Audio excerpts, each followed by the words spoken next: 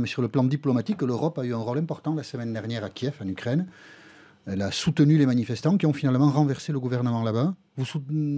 Votre cœur a vibré avec les manifestants à Kiev ou vous avez regardé cela avec plus de distance, Jean-Pierre Chevènement? Écoutez, il faut avoir un peu de culture historique, hein. La Russie, la première Russie, c'était l'Ukraine. C'est là que les Russes se sont convertis au christianisme, au 9e et 10e siècle. Et ensuite, ils ont migré vers Moscou devant l'invasion mongole. Ensuite, l'Empire russe s'est rattaché l'Ukraine en 1647. C'est une vieille affaire.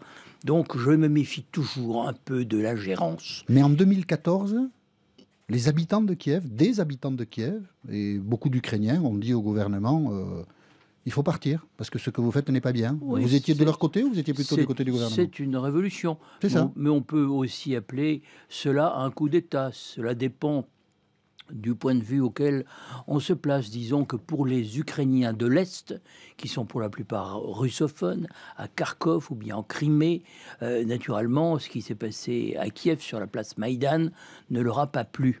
Mais vous?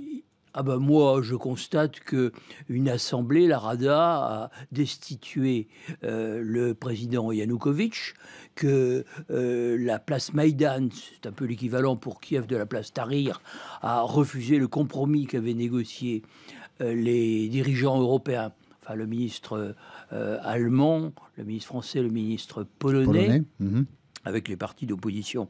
Je constate qu'il y a un grave risque de guerre civile.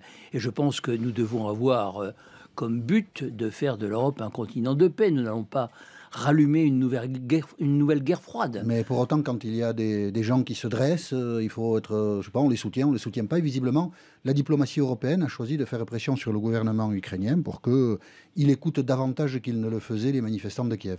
Oui, je serais plus réservé que vous dans l'expression, parce que je constate que l'Union européenne, quand il s'agit de passer à la caisse, se défile et se tourne vers le FMI. Les caisses sont vides. Vous savez que l'Ukraine est un pays non seulement très hétérogène, a besoin d'argent, mais aussi quasiment en faillite.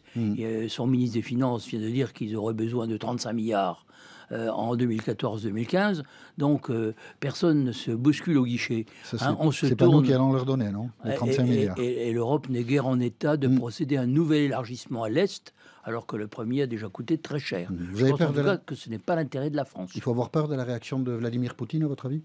Non, parce que je pense que la réaction russe a été modérée, fondée sur le principe de non-ingérence.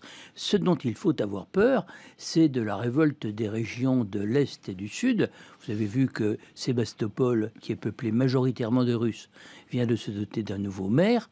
La Rada de Kiev vient de supprimer le russe comme deuxième langue officielle. Or, tout cela a été extrêmement mal ressenti dans l'Est du pays, qui est aussi la partie industrielle et productive de l'Ukraine. Donc, avec tous les problèmes que ça pose d'ailleurs, parce qu'il y a des problèmes de restructuration. Mais c'est une question extrêmement délicate et je souhaite que nous allions vers une conférence incluant non seulement l'Union européenne et l'Ukraine, mais aussi la Russie, parce qu'on ne résoudra pas ce problème sans le concours de la Russie, peut-être les États-Unis, peut-être le FMI, bien entendu, parce qu'il faudra payer.